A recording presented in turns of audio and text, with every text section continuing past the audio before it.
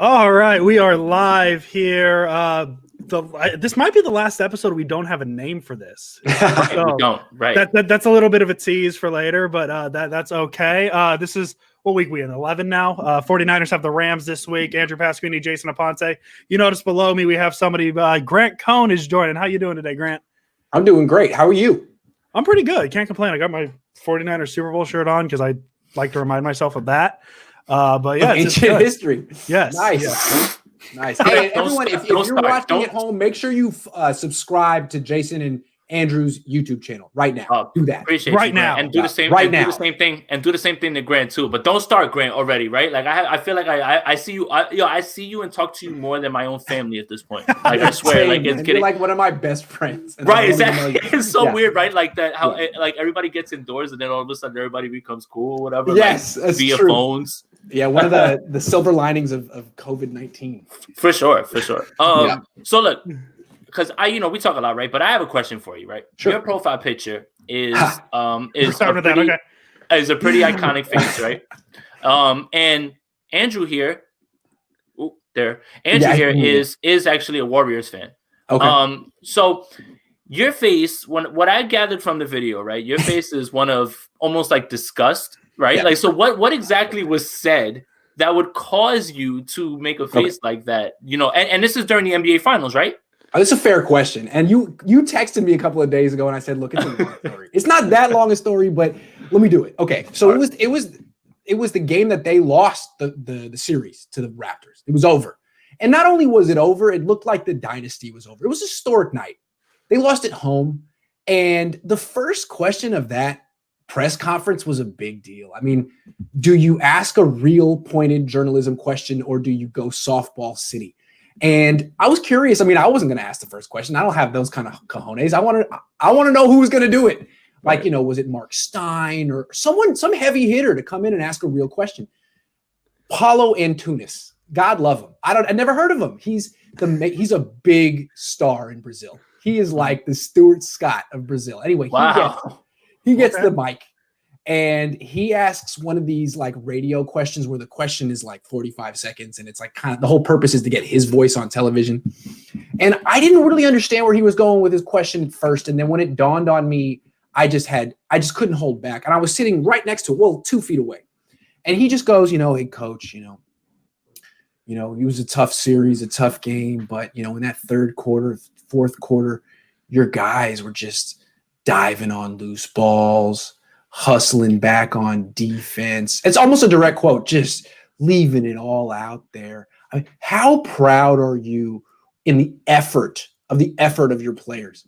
Like it was Little League. Like it's like, dude, can you either ask a real question or get the hell out of here? There are thousands of journalists. There are thousands of journalists in the world that wish they could ask a real question, and you're basically like, hey, can you talk about how hard you guys played? And I get the hell out of this room. I just couldn't hold back. He asked that to Steve Kerr? Yes. First question after they lost to the Raptors. First question. It's funny because I remember that night because I'm a Warriors fan. I'm from Santa Rosa, by the way. And I know that. Two legends. I'm from Oakland, but I used to write for the Press. Yes, I'm well aware. I trust me, I know. And I remember, God, that was the Raptors final because I feel like it was like the Warriors have been in so many finals. I feel like it was significantly longer than that, and that just goes to show like how long 2020's been. That was like a year ago. Yeah. I still have to remember myself that the Warriors were the last team before this finals to lose a finals. True. It was right when Kawhi Leonard had won it all. And now he's on a different team that can't win in the playoffs either. So I just felt like it was like if I had gone to Brazil and had covered the biggest soccer game in Brazil that year and knew nothing about the sport, but still fought for the first question after like the Brazilian national team had lost. And my question was, hey, you guys lost 5-0, but how proud of you are you? How proud of you there you go. Are you of your players?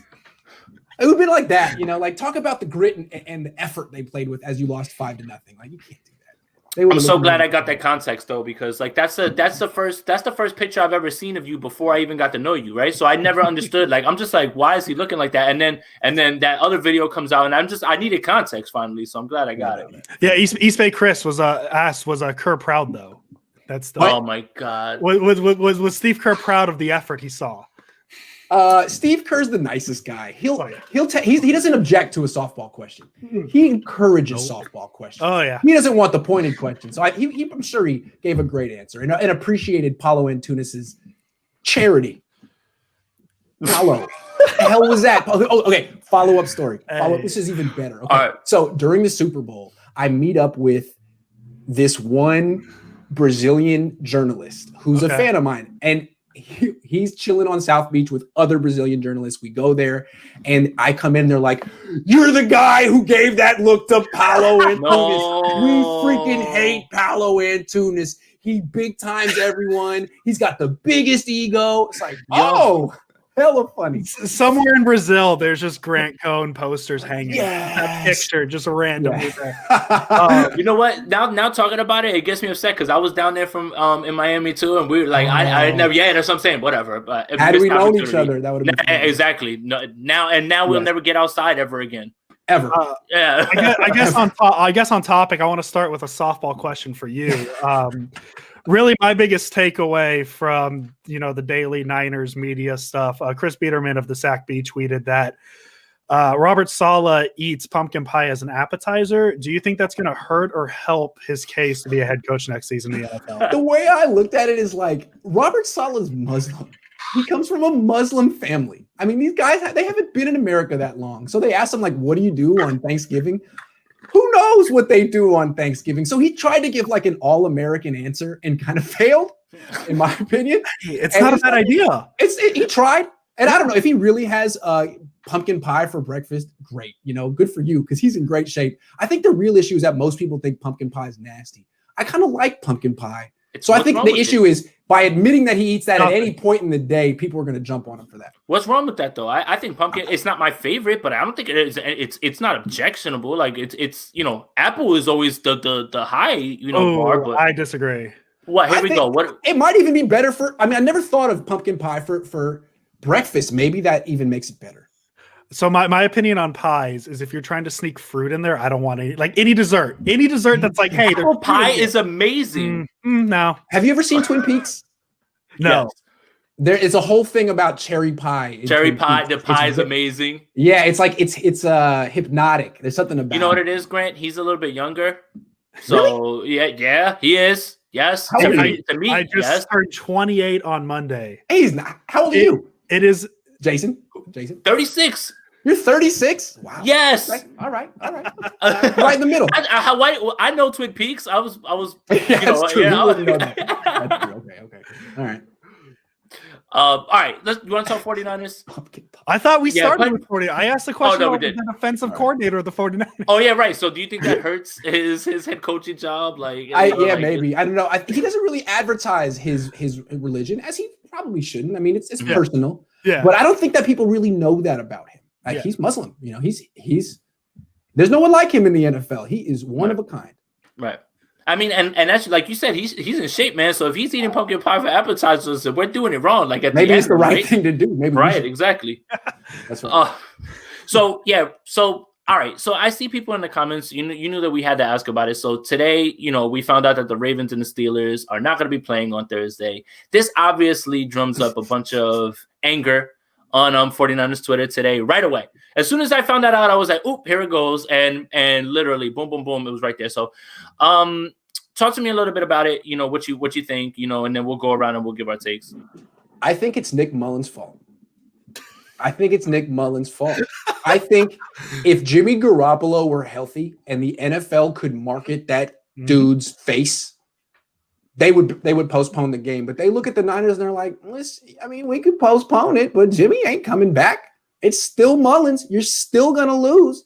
Screw you. Go lose. We don't care. I think that's basically their attitude. And it's the same attitude they had in the last game against the Saints. I mean, all you had to do was breathe on Drew Brees, and it was a 15-yard penalty because he's not a football player. He's not a quarterback. He is an investment the league has. He makes the league money. They market him. Nick Mullins, who are you? You don't even have a name. You don't even have a face. If you get hurt, see you later.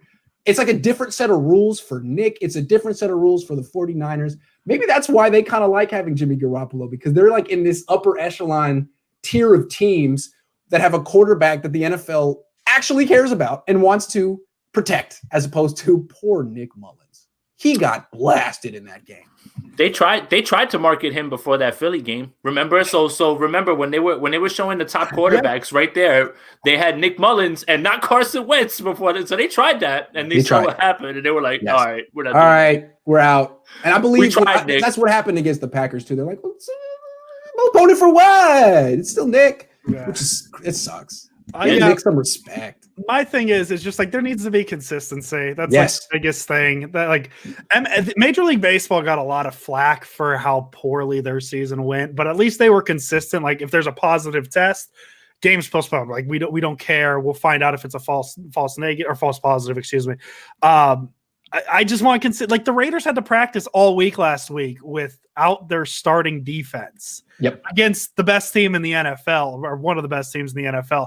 And that game was fine. The Raiders also, I guess the common thread here is the Raiders. They had a game earlier in the season where it actually got moved up a couple hours because they wanted to protect that Sunday night game. Yeah, I'm like, it really just depends on who the teams are, the marketing aspect of it. Like they're not going to have, because if the Ravens were to play tomorrow with all their positive tests and the Steelers move to 11-0, you get that entire week of, well, the Ravens could have beat them if they were healthy. So I think the NFL is trying to avoid that. And it's insane to me that they're announcing this 24 hours or more than 24 hours before the game's supposed to kick off. They would have never done that for the Niners-Packers game.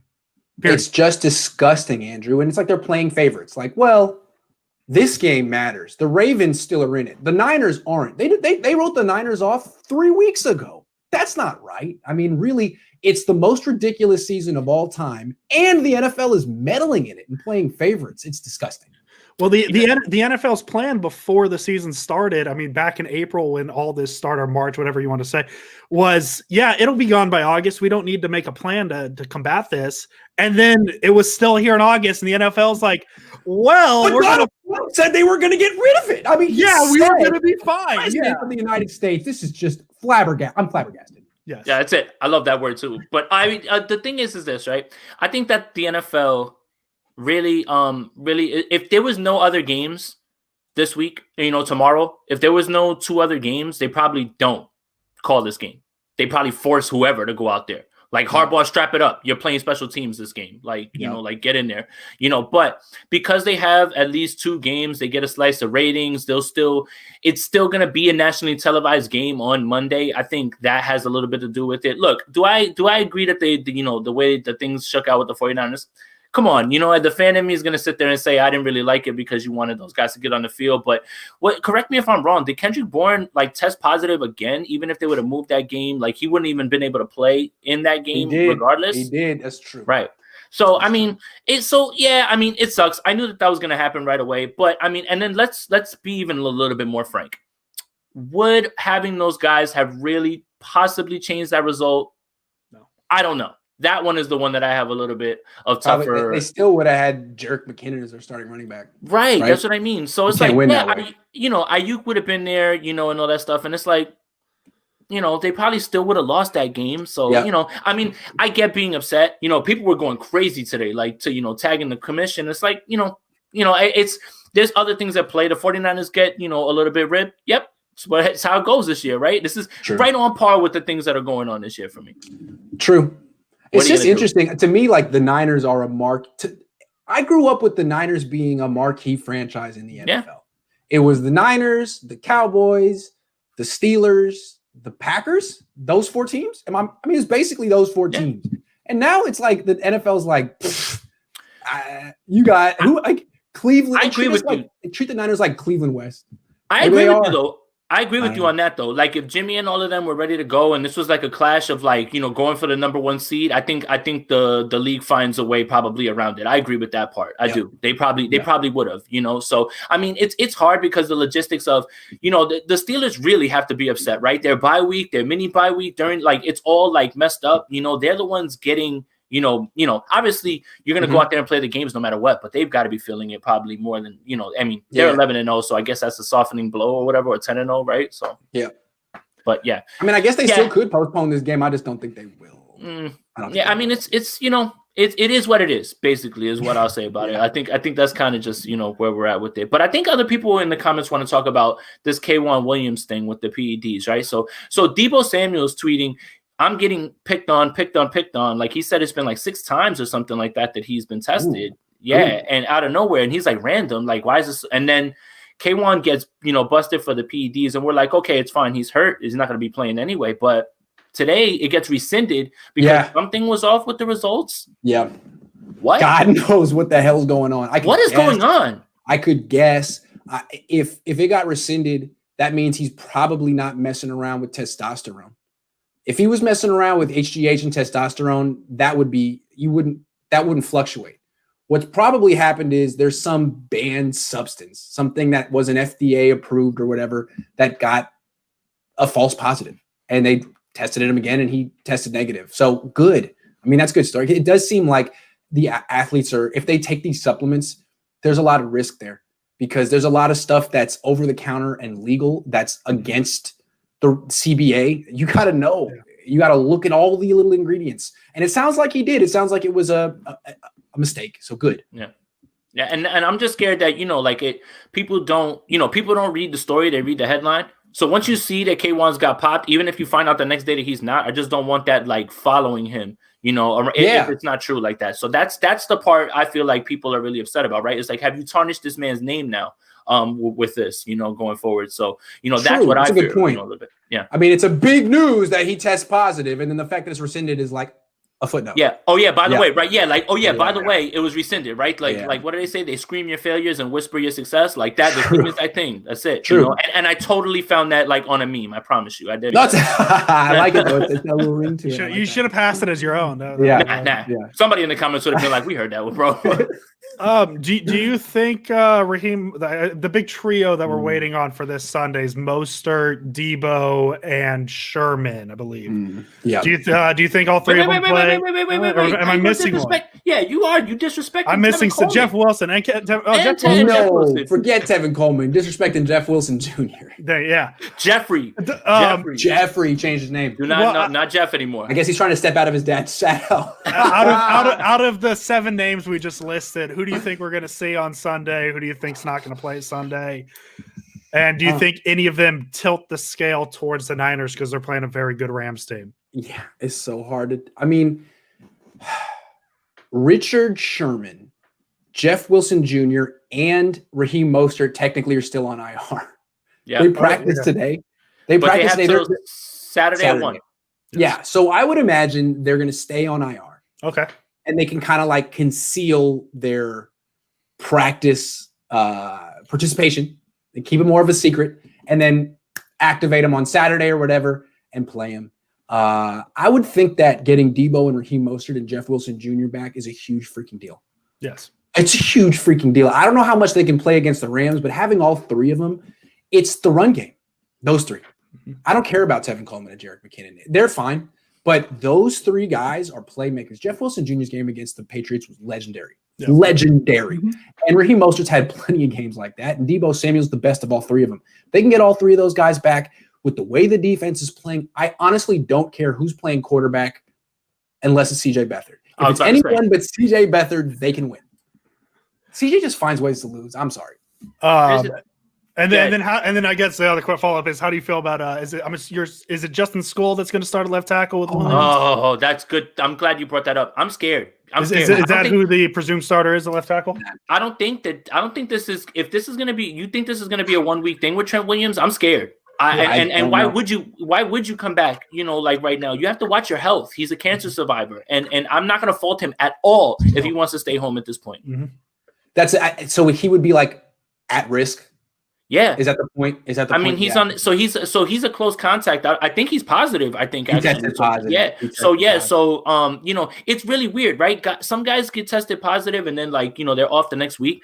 Some guys are still on this list. Like Raekwon Armstead is still on this list, and he's been on it since like week 1. Like it's so weird. So like with him, I don't want to scare anybody, but I'm not expecting him back anytime soon. Well, let's go back to School real quick. Yeah. Because he was awful against the Packers, like really, really awful. Yes, I think it's important to remember that and to keep that in mind when we evaluate Mike McGlinchey, because Mike McGlinchey has been similarly awful all year. And I think what we're seeing is that the loss of Joe Staley has had major effects on the whole offensive line. Mm-hmm. Like if Joe Staley hadn't retired, he would have been leading the offseason quarantine workouts.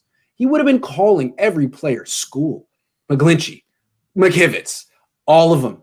Hey, did you work out today? Hey, what do you weigh? I mean, he'd be the guy holding people accountable using that. That's what he would do. Mm-hmm. And everyone would come into the offseason training program, training camp, making their weights in the right shape because of Joe. But he retired. And his replacement is Trent Williams, who's a great player, but not a 49er yet. Mm-hmm. He didn't do that. It wasn't necessarily his place to do that. No one did it. And what you were seeing is an offensive line that has no Joe Staley, no accountability. And I think maybe that's key to remember with McGlinchey. I think we're going to see the same thing with School. We got some light, underweight, not strong enough offensive linemen this year across the freaking board. Andrew, I'm scared. Mom, come pick me up. I'm scared. I don't want to think about that. Not as scared as Nick Mullins. Well, I'm going to flip it positively. Go for it. The Niners offensive line did pretty good against Aaron Donald in week whatever. Do you think they can do it again? Because that one kind of came out of nowhere because they came off a couple games where the line really struggled. And then all of a sudden Aaron Donald got shut down. Do you think that's something that could happen again Sunday? Well, let's remember how it happened. Mm-hmm. Jimmy Garoppolo threw for 44 air yards in that game. They did not throw the ball down the field. If you throw the ball down the field against Aaron Donald, that means you got to take a 5-step drop, a 7-step drop, and you got to block him. They didn't do that. They ran the ball. They threw screens. They threw, a million different ways to get the ball out of Jimmy Garoppolo's hands instantly. And it worked, which was ironic because who does that stuff more than anyone? McVay. Yeah. The jet sweeps and it worked against his own defensive coordinator. It probably won't work twice, but it worked that time. Could it work again? Yeah. If they have a run game, they don't have to throw the ball down the field. They have so many different ways to run the ball outside the tackles with Mostert and Debo. They don't have to throw the ball down the field. So yes, but what do we really expect from Raheem Mostert after he's been out for 2 months? Oh God, no, please. Oh, all right. So the 49ers, the last time they played, they ran the ball towards Aaron Donald. Daniel Brunskill did an amazing job, right? And they did all of those things that Grant said, getting the ball out fast, not giving him time to get there, and basically neutralizing him, right? If the 49ers can't run the ball, then they can't do any of that. They can't. Imagine Nick Mullins dropping back 50 times against Aaron Donald. I mean, no. I mean, if Jimmy did it, he wouldn't get through the game. I mean, it would be this Tom Compton business. No, this Tom Compton business, you already know where I stand on this one. This one scares me the most. Mom, pick me up. I'm scared. So now if Aaron Donald wants, put him there, or you know what? Throw him on School now. I have a question. Hold on. Can they go back to the offensive line they had against the Rams? Because against the Rams, it was Grasu at center and Brunskill at right guard. Why would they not use that configuration? It freaking worked. Worked. And Grasu's off. Why? Because Grasu is in the doghouse. That's the thing. I had Eric Davis on my show a couple of days ago. He played with Mike Shanahan. Mike Shanahan was the offensive coordinator on the Niners. He said that the Shanahan doghouse is legendary, and it came from Mike. And you know what, Kyle? Ease up, dude. Ease up. Give a guy a chance. It's so crazy who he jumps in front of, and takes the arrows for, and who he's just like, I don't care. You're done. You're never coming back. So just strange. All right. So you want to do some? You got Andrew. You got these funny awards and stuff. I got some straight up awards, some kind of off the wall, I guess. I guess we'll start with offensive player of the year. Who do you have, Grant, for the offensive player of the year? An offensive line is allowed. Oh yeah, whatever offensive position. It's not Trent Williams. I'm not going to say Trent Williams. No, but I don't want us all to say the same thing. I'll even count special teams and offense. So if you want to go Robbie Gould or Mitch Wishnowsky, go ahead.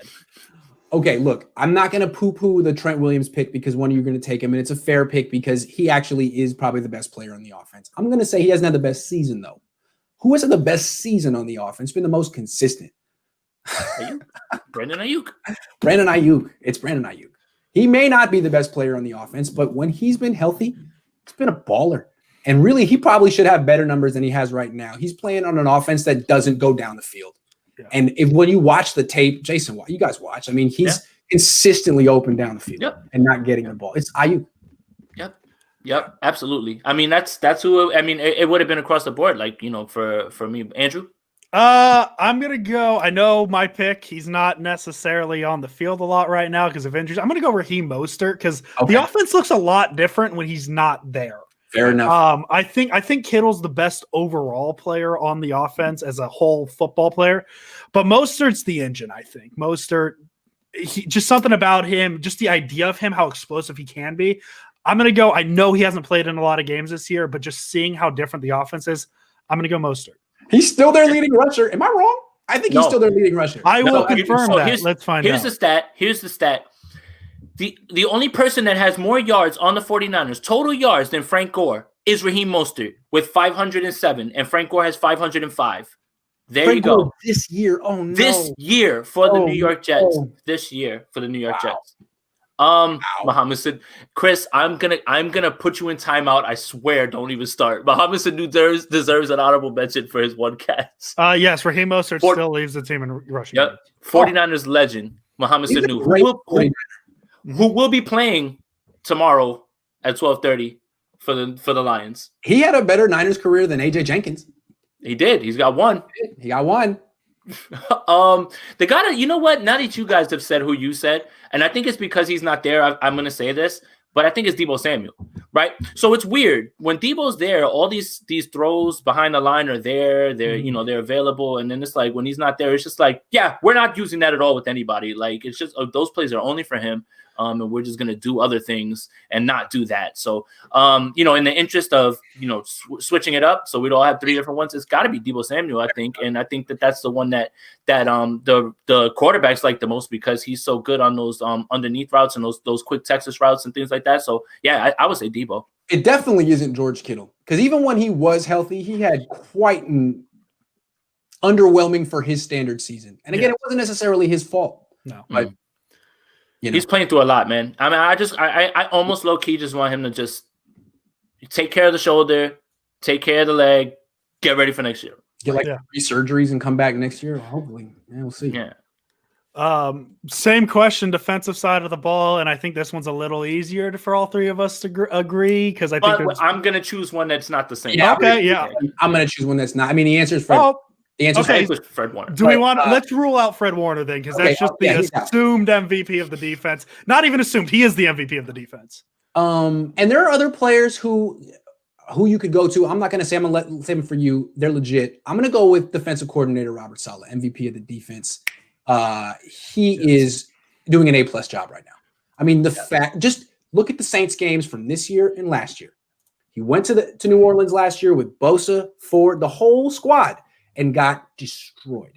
Went back this year without Bosa, no Ford, no Sherman. I mean, held him to 4 yards a play, 2 for 12 on third down. Really, the points came from the turnovers. He's just been outstanding and has gotten more out of what he has available than I think any other coach in the league this year. Saleh. For sure. We say that every week. That every week. We're like, he's just raising his stock as far as when he goes into his interview. Like it's just like he's doing for this defense to switch from pass rush to coverage to and for him to be able to do that with what he has. Not many coordinators can do that. Most coordinators are like pressure coordinators or zone coordinator. There's this guy is this. I mean, he can whatever he needs to be. Yeah. I'm going to go with, just because this defense is so big on the front four, pass rush pressure, and somebody I've been hyping all year, I'm going to go Kerry Hyder. He had 10 sacks in his career entering the season. He has 5.5 this year. Also leads the 49ers in hits with 13. This defensive line would be significantly different without him, without Bosa, obviously. So I'm going to go Kerry Hyder. Why not? Kerry Hyder's been a monster this year. It's a great call. Great. For sure. And I mean, and he's playing himself into a contract one way or another, whether it's with the 49ers or somewhere else. Someone is going to, and good for him. Great for him, honestly. Yep. So I think mine is kind of obvious. If it's not going to be Fred Warner, then it's got to be Jason Verrett at this point, man. the 49ers have lacked, and you guys can correct me, have lacked a cover corner that can actually cover man-to-man since Deion Sanders. Eric Davis, those two. That's it. That's it. Like that era, those guys, that's it. It's been that long since the 49ers have had a guy that can follow around somebody and just cover them. And that's what Jason Verrett does, leave on an island. And, all things considered, with how much he's battled back, this is me eating crow, because at the beginning of the year, I laughed at the idea of Jason Verrett not only even being on his roster, but contributing. I thought that was completely out, and let alone play himself into a Pro Bowl. Way to go. Good on you, Jason, to shut me up. Well, hold on real quick. What about Eric Armstead? He's having a great year. I do, but why do you have to do that? But all right.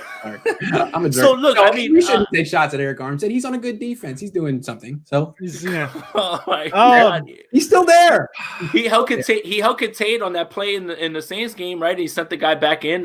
Hey, come on. You called him out on it, and he did it. Like the quality control coach called something out. And by the way, I saw your meeting today. I don't know how I got access, but I was in there. I kind of like what you said there, but we'll talk about that later. Thanks. Appreciate it. Play of the year so far. What that I'm racking my mind a little bit on what that good could or be. bad.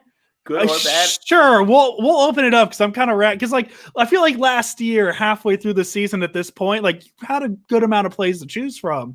This year, not so much. So yeah, just play of the year.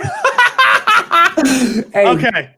You guys gotta let East Bay Chris take over, man. Chris, don't do this. Not Chris, now, yeah. bro. Not now. I'm gonna go play of the year, and I have like 2 in my head. That's Alex said the Mostert home run week 1. I would agree. That was amazing, man. It looked like it was gonna be so easy.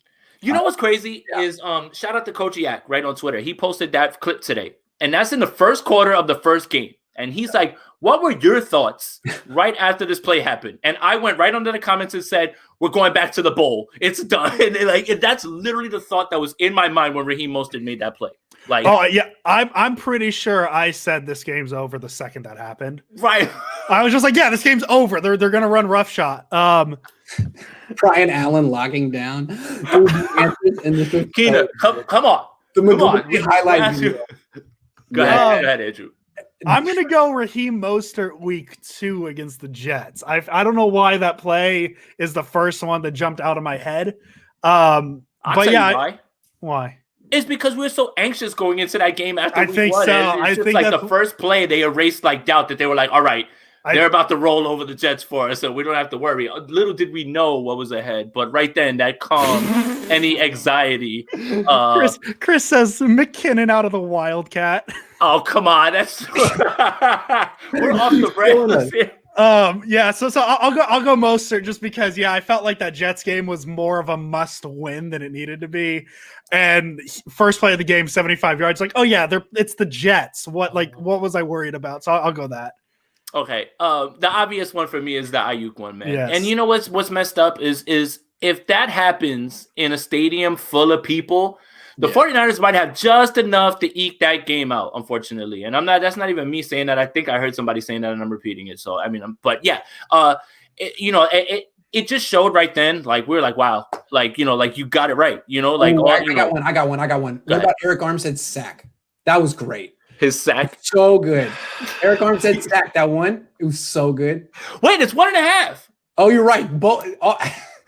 Not quite both of them, but 1.5. Hey, this segment has gone off the rails. Jedmark leaving now. Like, that's it. The quintessential moment of it. Yeah, that's true. This one is more personalized for you. I couldn't come up with a creative name. So I'm calling it the Grant Cohn craziest quarterback you've seen thrown out there for 2021 award, because I feel like I've seen every quarterback name thrown out there. What is the weirdest name that you have personally seen for who's the week 1 quarterback for the 49ers in 2021? Okay. All right. Okay. I would have to say,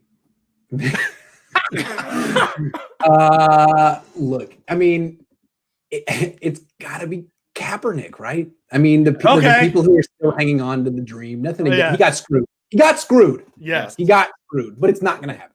I would think it's that. The people who are like, come on, man.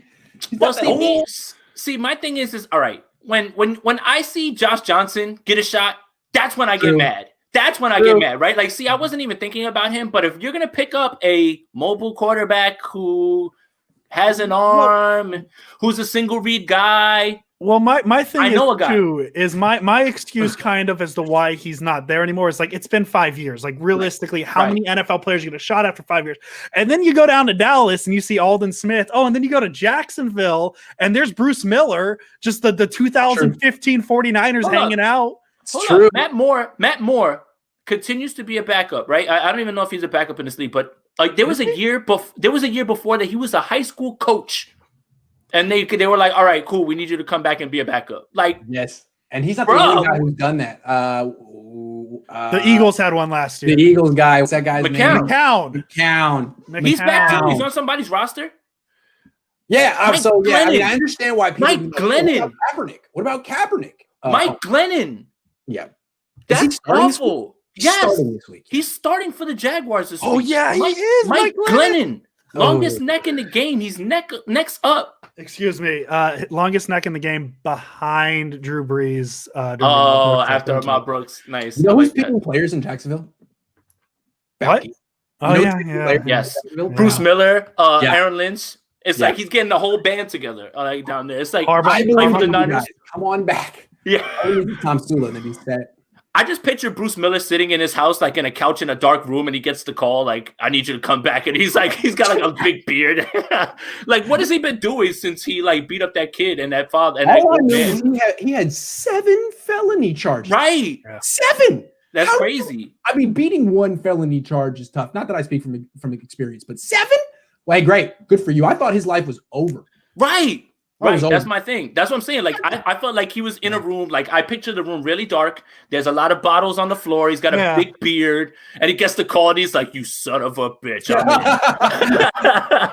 At what point do you think Balky? I mean, I don't think Balky was the GM at this point, but like, do you think Balky has Zach Kesey's phone number somewhere? Probably goes way deep in the Rolodex. Whoever he knew in 2013, he'd call up Marcus Lattimore and Tank Carroll. I was about to say, where's Lattimore at? I mean, it's time for his. I think that he has like a sixth sense for an ACL tearing. Like as soon as an ACL tears, he's like, I know where it's at. Like, let's get over there and take a look. Listen, someone just tore their ACL. Trent Baalke was amazing at drafting running backs. That I was going to be like, yeah, when they get healthy. I'm looking at Glenn Coffey. I'm looking at who was the other one? Oh, Lattimore. Yeah. So he's really good at that. So he's like Professor X with the helmet, but for Troy ACL. It's like as soon as the ACL goes, he's like, let's go. We got to get over to Kansas. Oh, it was Lattimore, South Carolina. That's Kendall Hunter. Man, I was convinced Kendall Hunter was going to be something.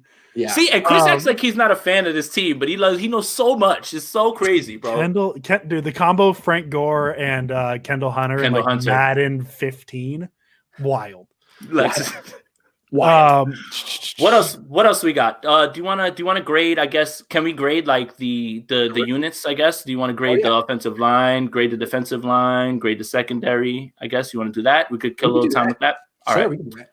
So we'll start with the offensive line, I guess, right? Because I think that's the one that everybody's worried about. Yeah. All right. F, straight up F, Grant. Yeah. I mean, F. yes. Go. I mean, Jimmy got hurt. Nick's been getting crushed. CJ got crushed. There's no run game. I mean, individual players have had nice moments at times. F. Yeah. I don't know if I'd say F. I'll probably say D, C minus. Like, you know what I mean? Like, I'll try all the way up to C minus. Yeah, I don't know. I can't do F. That's a little too harsh for me. I think they've been worse than the sum of their parts. Right, yeah. But I have a question, right? And you could tell me. Let me bounce this off of you real quick. Like this whole this whole idea of like Lincoln and Trent, right? Like they're just not communicating, right? Like they're still not communicating at this point, right? Like there's a lot of, especially on run blocks, I feel like Lincoln gets like tossed aside. Like that one play on the third down, right? In the Saints game where they run McKinnon, right? And Quan sniffs it out. Yeah, you can say Quan sniffed it out because he knows, but Lincoln gets tossed on his block, and 90's got a straight shot for McKinnon. Like, for as much as we want to talk crazy about McKinnon, he ran hard in this game, and the run blocking was awful, man. Like, he was getting hit really early. So, like, I'm not going to all the way, yes, he doesn't have the giddy up, but, like, I'm just worried about, like, the left side is supposed to be the side that we weren't supposed to worry about at all, right? And that seems like that there's a lot of issues coming from there because the right side is the one that's so problematic, especially now that it's Compton and Mike McGlinchey. Yeah, what you see on the left side is like missed assignments, like them going to block the same person and someone being unblocked. Yeah, I don't know, man. It just, again, it seems like a lot of no accountability. Like Trent Williams' basic attitude is, hey, man, it's your fault. You got to play better. My numbers are good. My sheet's clean, right? She's clean. Like, you got to play better. And that just wasn't, and that's fine. You know, that's his prerogative. Maybe that's how he's always been. Yeah. That's not how Joe Staley was. It's just not. And so if it's not going to be Trent, then it has to be someone, and it's definitely not McGlinchey. Yeah. What do you, Andrew? You saying? I'd probably say like D+ area, just because my brain isn't smart enough to handle the fact that they ran the ball quick passes against the Rams, and I just like, yeah, they stopped Aaron Donald that one game. So I'm scared. I'm so scared. I'll round up a little bit just for that. Let's go quarterbacks, I guess, because that's the other position that people really like to talk about. And I'm sure I know roughly what your grade's going to be, Grant. Well, since I'm so harsh on the offensive line, I'm going to grade the quarterbacks on a curve and give them the lowest possible passing grade, which is C-. C-.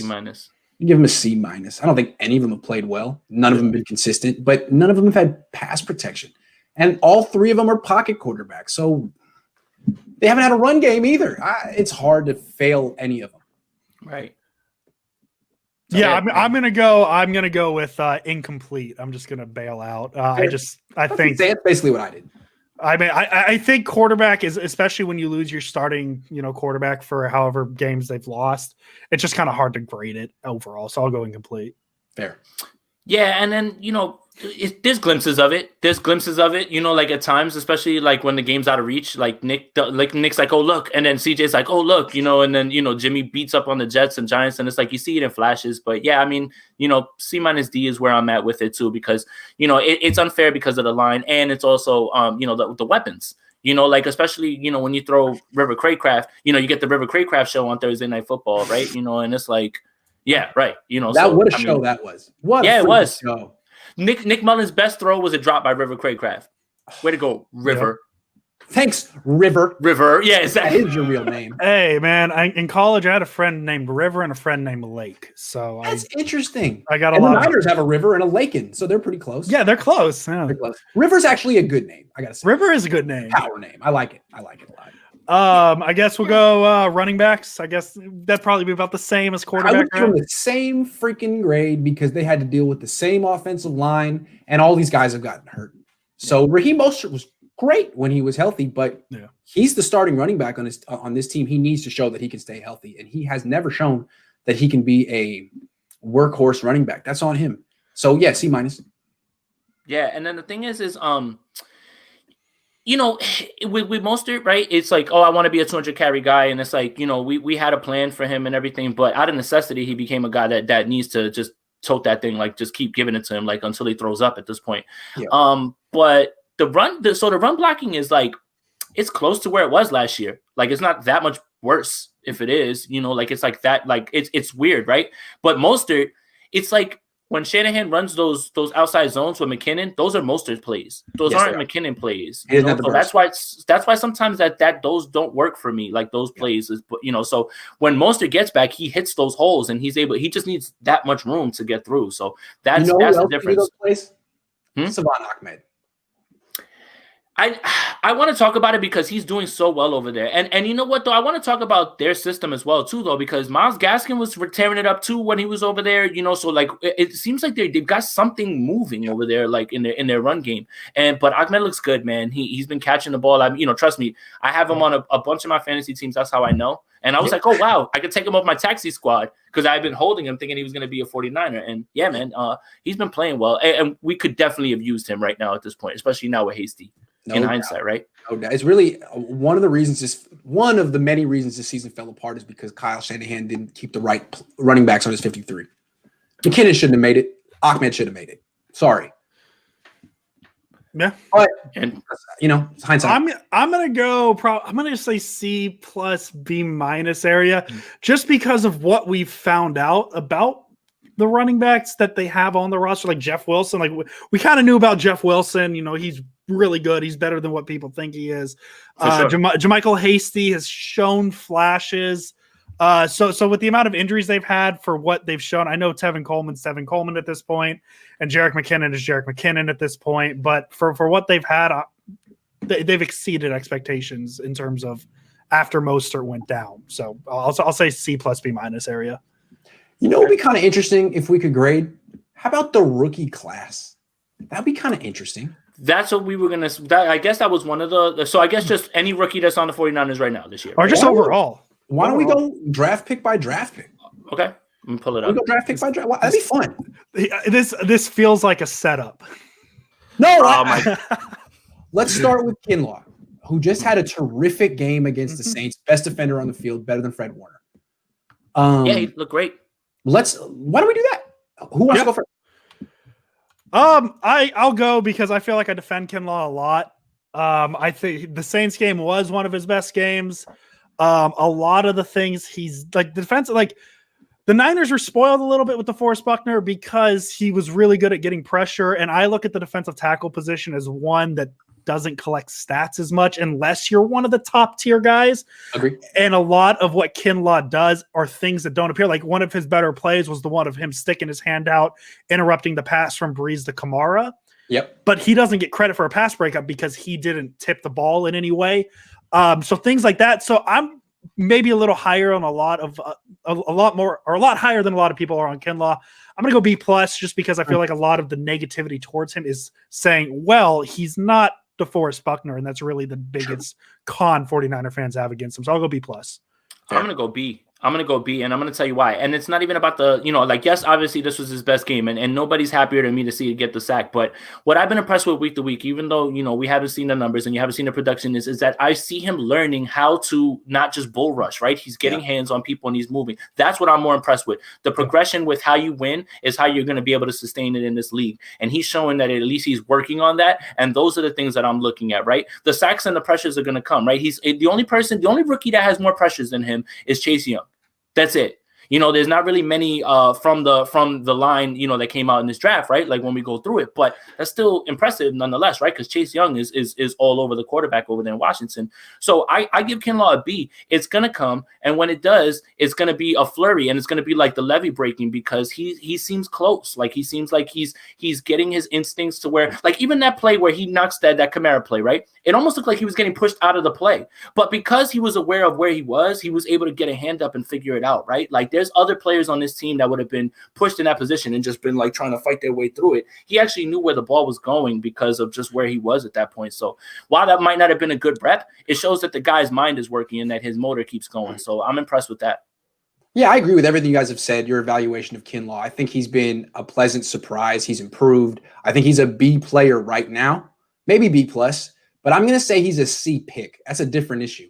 Okay. And the reason I'm going to say he's a C pick is I believe he was the 14th pick in the draft. He was. I don't believe he was. 14th. But I think what you build your offense, you build your team outside in, not inside out. Okay. You want edge rushers, cornerbacks, and the guys on the interior. Like if you can get a 6'5" dude who's 330 and runs a 4.7, then absolutely, get that guy.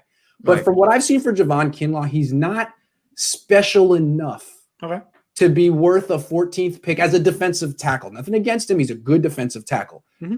If picking there, I'd rather get an offensive tackle, a corner, something like that. So all I'm saying is positionally, I'm downgrading it because of that. But he's not a C player. He could end up being an A player or an A- player. Right now, I think he's a B player, and I think it was a C pick. Okay. And then, I remember the draft. I was very, and I guess this is a segue to the next pick. I was very angry that Kinlaw wasn't Judy. I thought Jerry Jeudy and Shanahan's offense would be great. Or Lamb. But the Niners got Brandon Ayuk with the 25th pick, and I think how quick he's shown he could be a number one receiver on this team, especially with how much Niner fans love Deebo Samuel last year. Niner fans are very quick.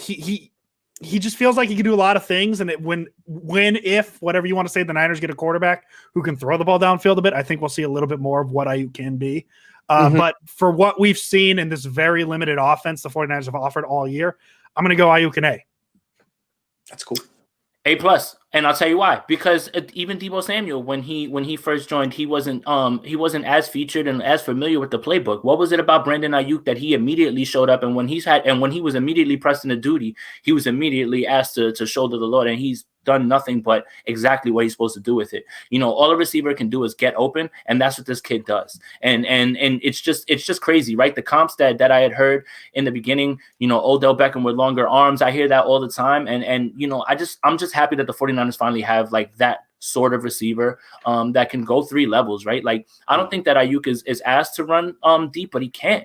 And that's the one thing that this team lacks. It's one thing to have a guy who's just a burner, right, that you put out there to just make the defense, worried about. It's another thing to have that guy be the guy who can actually catch that pass too, and is the best receiver on the field. So, yeah, I mean, it's an A+ for me, man. The guy has done nothing but ball since he's shown up, regardless of the quarterback, and regardless of what he's been asked to do, and regardless of who's in front of him. Good answers. I'm gonna go A-. And remember, I agree with everything you guys said, and I gave him the Offensive Player of the Year award for the 49ers. So I love him. I'm gonna give it an A- again because of the position and the pick. He was the 25th pick. Is that right? 25? I believe. I'll say right now. Yes, 25th pick. Niners traded up to get him too. And he's a wide receiver. If I were a general manager, and I'm not, I would never take a wide receiver in round 1 unless I felt he was you're passing on a Hall of Famer. Unless you're passing on a Hall of Famer, because even if Brandon Ayuk is a stud, chances are there's going to be some wide receiver picked 30 picks, 40 picks after him who will have a better career. And that's just kind of how the wide receiver position is. I would just exercise restraint, because around pick 50, pick 60, pick 70, you can get a guy like Chase Claypool, who's maybe just as good or maybe better. So A- pick. If he ends up being Jerry Rice, A+. But there's always that risk of taking a wide receiver high in the draft that really you didn't necessarily have to do it. You could have waited, and maybe if you didn't fall in love with one guy in particular, wait, go back to 60, take what's available, you get a stud anyway. So that's the only thing I'd say negative about it. He's an excellent player, A-. All right, so what about Charlie Warner? What are we gonna say for him, guys? I'm just joking. All right. First. I feel like these are incompletes, right? These are like I feel like I'm looking at the draft class after Ayuk. It's McKivitz, Warner, Juwan Jennings. Incomplete. Well, let's not crush those kids. They haven't had a chance. They haven't played yet. But that was interesting to talk about those two. Yeah. So who would you have taken? Now I'm curious. Who would you have taken with the 14th pick? Just because I said I was for Judy. And I don't know if you think Judy's a future Hall of Famer. So who would you have if you could remember? I would have taken Tristan Wirfs. I would have taken Tristan. Tampa too. And at the time, I didn't realize McGlinchey was going to be McGlinchey. Yes. I thought he was serviceable, but what I was thinking was, you know what? Put Wirfs at guard, and then if you can't keep Trent Williams, you can move Wirfs to tackle in a year. I feel like it's way harder to find good offensive linemen than good defensive linemen today in 2020. Well, it's tough though, right? Because so the 49ers had a plan, right? They already knew that Joe was retiring. Yes. So they were, I guess, working on because the Trent deal happened day 2. Yeah. Yes. Right. So, so I don't know how much that factored into what they were trying to do, there with their pick. They were okay with letting Wirfs go because they were like, look, we got this Trent Williams thing on the line.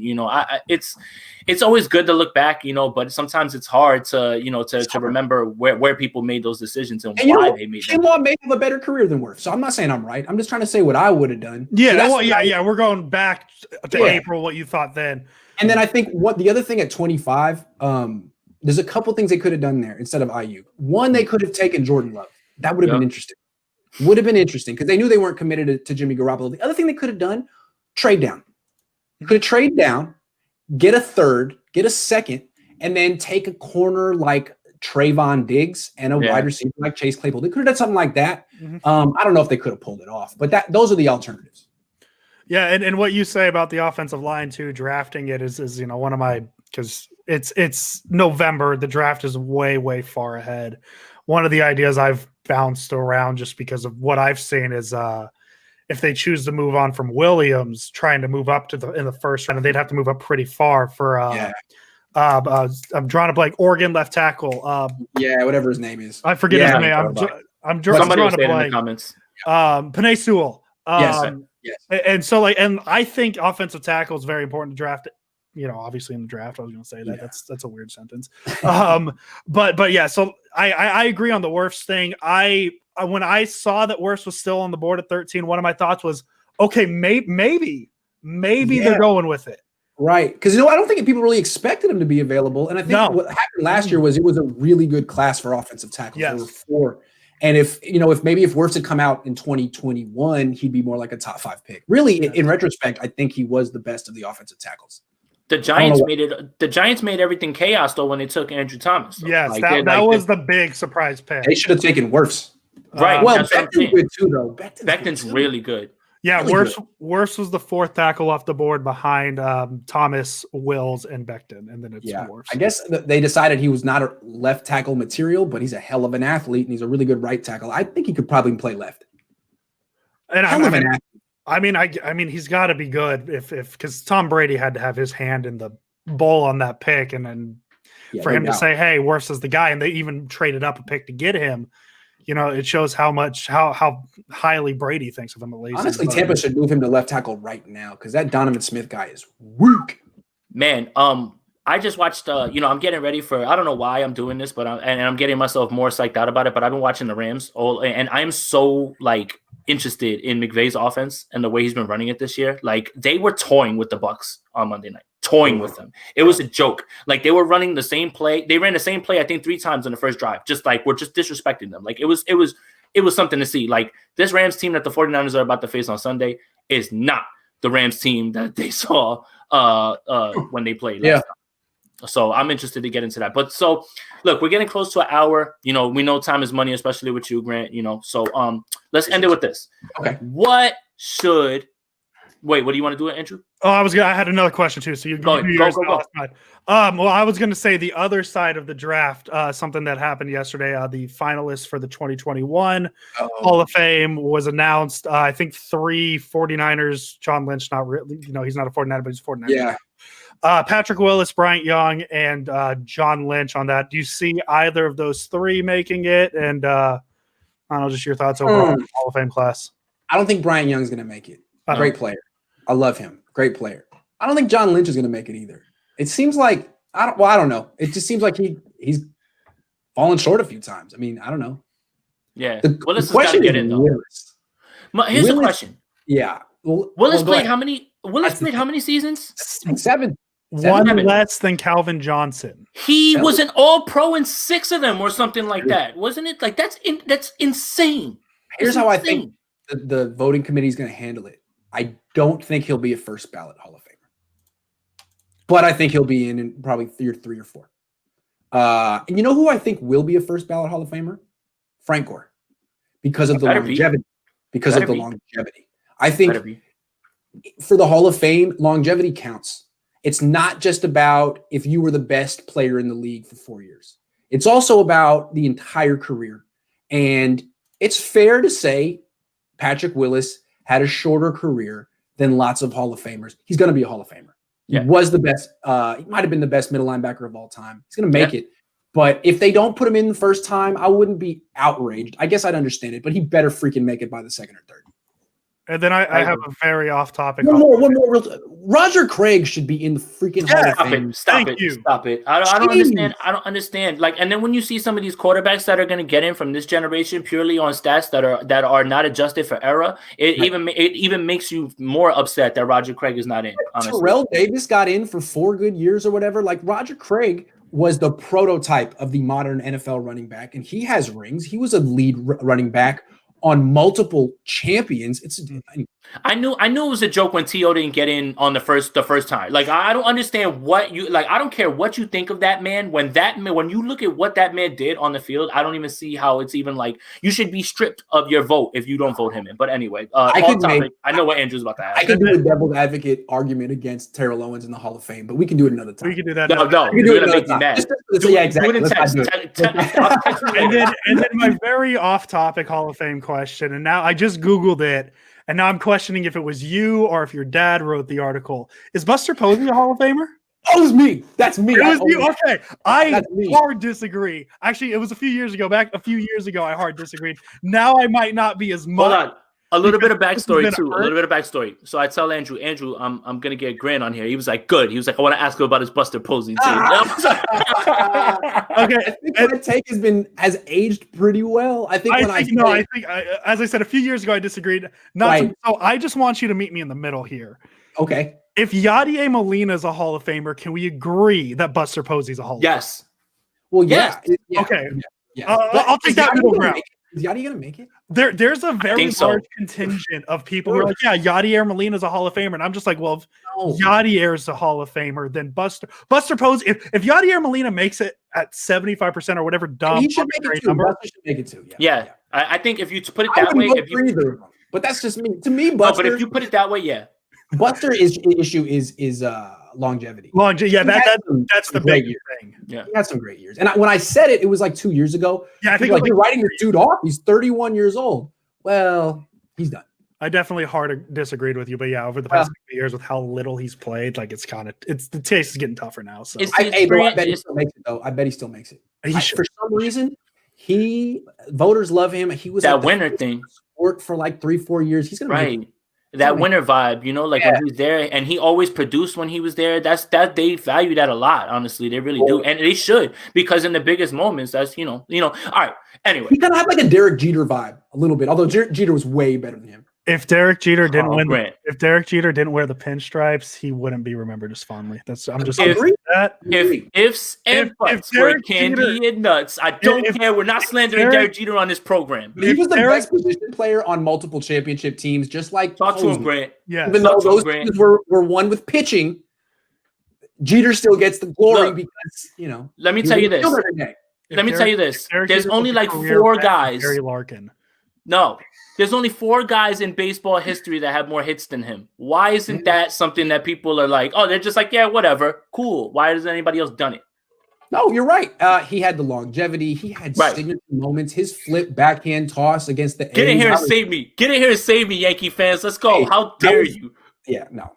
And in fact, he was more of a winner than Alex Rodriguez ever was. If that is a real thing, being a winner, Jeter had it, dude. That play he made against the A's was unreal. The whole Bay Area was like, yeah, he didn't do that. That's There's not people that say he's still safe. Yeah. There's people that say he's still safe. I think it was. A's fans are so mad that dude didn't. Anyways, Jason, I feel like you reel it back. You had one last question. Yeah. No, I did. Sorry. It's just the Jeter thing. It's like I see it on because the 49ers Twitter is Bay Area people, so they're like he's so overrated. I just look at it and I'm like that guy holding it in. Like I can't. But I don't say Miguel Tejada. Right. Yeah. Giants legend Miguel Tejada. Thank you very much. Orioles legend Miguel Tejada. Yeah. All right. So here's the question. So look, we'll leave it on this. Okay. Again, thank you for coming. Great episode. We appreciate you, man. We know that you're super busy out here pumping content. You've been in front of the camera all day today, bro. I know you're tired. So look, what realistically should this team be looking at going forward? Should this team be ramping up for a playoff run? Do playoffs hurt this team as far as where they want to go down the line in years? Oh man, I love that I left this for the end. Yeah. You could argue that the best result for the 49ers would be for them to lose the rest of their games and their defense to play well. So that wouldn't be a good. I mean, if Saleh leaves, that's not a good result for the 49ers. So I guess the best result you could argue is them to lose the rest of their games and get blown out. But I think if they do that, even though your mind will tell you as a Niner fan, like, good, it's good. Like, this is for the best.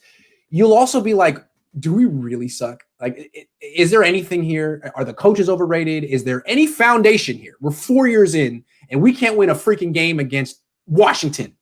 So I think if they can at least compete and make it close and bring it down to the wire, it'll give the entire organization and fan base positive feelings going into the offseason, which I think they kind of need. Yeah. Given how bleak this year was. Yeah. Yeah, and I think that is important what you said about, the winning culture, right? So last year, right, Mike Tomlin, look, they had a great defense over there in Pittsburgh, right? They lose here. Right. They have the best defense probably in the league right now. But they lose Ben Roethlisberger last year, right? Mason Rudolph's terrible. Duck Hodges, come on. Name is Duck. And they went 8-8. Yep. And they went 8-8. Like, yeah. No, dude, how much respect do you have for Mike Tomlin? That's what I mean. And who could argue right now that Mike Tomlin is a coach of the year right now? Right? Like now, look, all he got was competent quarterback play. Yep. Imagine that. Right. The Niners can be in the same position. You add a player like Zach Wilson, Kyle Trask, whoever, to an 8-8 team. that was doing it with a backup quarterback, well, that's something to be excited about. I don't see the whole, but if they do end up, winning no more games, it doesn't necessarily mean they tanked. They really do have some issues, especially on offense. And if they do go 4-12 or 6-10, then they're going to get a hell of a quarterback next year. I think either way, they're going to be good next year. Either way, I think they should be good next year. Right. And then that's the thing too, right? Like, it's like I see people saying, oh, well, yes, we're going to lose players, right? There's going to be guys leaving, I don't suspect Jaquiski Tartt's coming back. I have a tough time seeing Richard Sherman back. Like I saw that was floated out there. That Eric Davis said it on your show, right? About him playing safety. Interesting. Considering he played with Hanks. I was like, oh, okay. I'm fine with that. But then again, I don't want that to happen in face of developing Tarvarius more, if that makes any sense, right? Like, I kind of would rather see the kid play. I'd play him both. Right. So then where does Jimmy Ward go, right? So then that deal looks even worse than if you're like shoving Richard Sherman in his spot. I know. Yeah, no, I'm with you. Yeah. Yeah. And that's kind of where I'm at, like, with that. So I mean, this team really just has to make sure that they're at least showing that they're going to be competitive, that this team can overcome these sort of things, because the league don't love you back, like Eric Davis said, right? The NFL, cool. Like that is really good, and it's a cruel league, and NFL stands for not for long. So it's not like they cancel the games when your teams are hurt or anything like that. So this team has to find a way to overcome. They have to fight, like you said. And if this team shows down the stretch that they're going to be in these games, specifically when they play the Bills on Monday night, like those games, I'll feel way better about it, because then the culture is there for other people to come into, right? And that's really the foundation, is what needs to be there. And I think people are starting to look at Kyle a little differently. I mean, Kyle got every benefit of the doubt, and now he's in year 4 as a head coach, and he's looking at another losing season, 3 out of 4. And I think people are being like, well, dude, like, we think you're better than this. Like, you have your excuses, but dude, like, this year 4. And look at Sean McVay. Like, he has excuses too, and he never has a losing season. Like, what is it about you, Kyle? I think people don't necessarily write him off, but I think they're starting to raise questions that he can put to bed with some strong performances down the stretch. He needs it. What I'll say about the Rams, though, is that, like, Jeff Fisher's awful. Yep. Like, really bad. Yep. So McVay, like, it was all there kind of for McVay. Like, McVay props up Jared Goff, though. Props him up fully. Yes. Like, I don't think that anybody does that more for their quarterback in the league. Goff has improved under McVay. You can't say that Garoppolo has improved under Shanahan. In fact, he didn't. Well, and he holds his hand the entire way, right? Like, we know that, like, all the way up until the last second, he's talking to him in his headphones, telling him what to be looking for and things like that. And what I wouldn't have seen, because I saw the question in there about what I was so concerned about with the Rams, is they didn't run that bootleg at all one time against the 49ers. Not once. That's right. What I'm noticing is the way that they're running it now in a way that's super sneaky, right? They're bringing guys from the backside. It's always 3 levels. It's always a short throw, intermediate, and a deep shot, right? And Goff gets a shot to look at whatever it is that he wants, and he gets a good look at it, and there's nobody in his face. It's an easy throw created off of the play action, right? Yes. But what he's doing now is he's bringing, people from the backside and leaving them in the middle of the field. And I've seen it 2 and 3 times in the same game where Goff has one easy throw, and if he wants to force it down the field, he can, and it's still there, but he always has a safety outlet. And this defense, the defense is going to have a tough time with it coming back on the backside. They're going to have to be aware of, Gerald Everett popping in like out of nowhere behind us, who I saw, so that's what I was looking at on film. And that's what I'm saying. I'm like been watching them a lot, and lately they're really kicking it into gear. Like, this team is a team rising right now, the Rams, and it's not the team. It's not the team that we saw. I'm with you. I'm really bullish on the Niners defense. Yeah, they're so smart and well coached. Yeah. Yep. So, and I know Salah has his number and everything too, and that's for sure. But it's just something that I've been seeing. And remember, Goff and all of them, they had their worst game of the year, probably, like the way they played. Cup dropped the touchdown. Cup dropped the long bomb. Goff missed an easy read, easy throws, all of those all game. Yep. No, all I'm thinking with the Niners defense is the Saints offense is better than the Rams offense. The Niners made the Saints offense look easy to defend. The Niners have a lot of experience playing the Rams offense. It's a lot like the Niners offense. Outside zone. I mean, really, the play action concepts are similar. Motion. I think the Niners defense is really geared in to what the Rams are doing. Yeah. So, but maybe I'm wrong, man. I don't know. I just feel like given what happened in New Orleans, 2 weeks rest, Robert Saleh, Fred Warner, this team is not going to get fooled. Not going to get fooled. Andrew? But we'll see. So am I in the wrong for saying if the 49ers beat the Rams, I'm all in on the playoff push again? I'm all in too. I'm all in right now, baby. Let's go. Okay. This is such a transformation. Like I said, this year for you, Grant, this needs a 30 for 30, bro. Like this rebrand is legendary. It's legendary, bro. Thank you.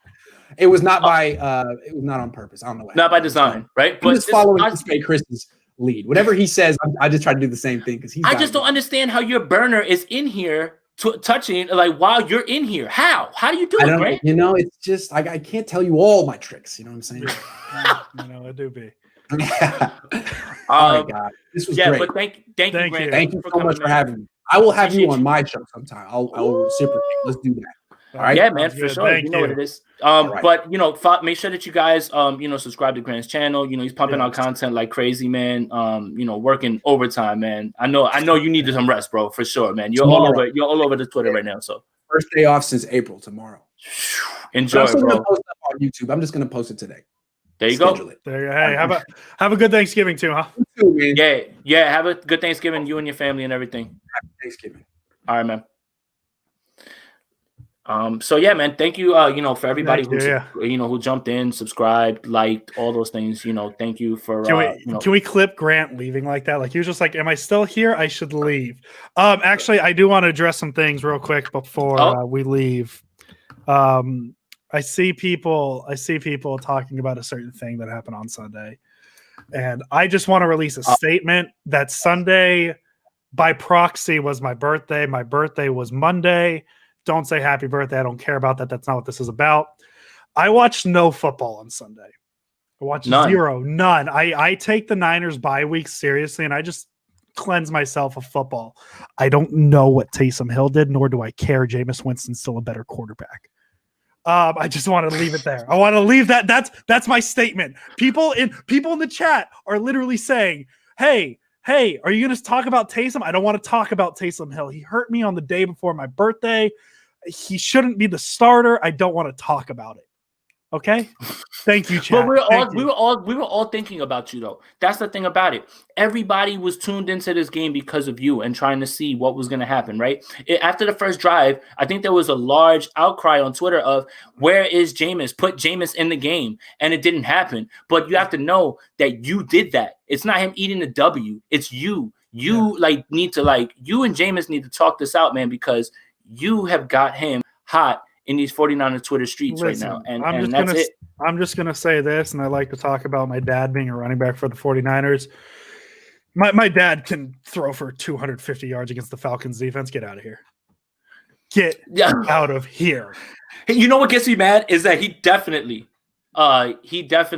made throws that I was just like, oh my God, that's infuriating. Like that deep ball to Emmanuel Sanders, that was gross. Hey, that was gross. That was. I want to see him do it against Drew Lock and the Denver Broncos. That's what I need to see. I don't know. That's just who they're playing next. That's really all I have. So, anyways, I'm gonna look at something real quick because I want to announce it now. Do it. But I just don't want to if it's not on a certain platform. I didn't see it on there. Is it not there yet? But you can still see it. It's still happening. It's still gonna happen. It's gonna happen. So yeah, let's do it. This announcement we've been teasing. We're gonna do it. Do it. So this is the last episode that we are doing under this no name nonsense because we don't have a name. And I do want to real quick before we dive into this, Kyle. I don't know if you're in the chat. I don't know if you guys have noticed, but we used to be the 49er Noir live broadcast. We've had things working in the background and we've jumped off that. Before we say this, thank you, Kyle. Thank you. You were the one who put this together. You helped Jason and I get together, meet up, and start what this is. We will always be grateful for what you did. For sure. However, we got a new opportunity. I threw our name into a hat, and so this is the last podcast under this umbrella, whatever you want to call it. Friday will be our first episode as the Sprint Right Option podcast, which is, for those of you who don't know, maybe you don't, because I had to Google it personally, is the play call for the most famous play in 49ers history, Joe Montana, Dwight Clark, the catch. Starting Friday, we're becoming a Seahawks podcast. Thank you. That's the big announcement. See you guys Friday. Russell Wilson's the GOAT. So starting Friday, we will be the Sprint Right Option podcast, and the reasoning behind that branding. We are a part of the Blue Wire Hustle Network, which is a part of Blue Wire. If you guys aren't familiar, they have a few 49ers podcasts, most namely Candlestick Chronicles with my friend Kyle Matson and Chris Biederman. So we're going to be under the Blue Wire Hustle brand. And the exciting thing about that is we are keeping the live stream. The live stream is 100% alive. It's a thing. We will see you on Friday. However, the audio will be taken from that and published on Spotify and Apple and wherever podcasts go.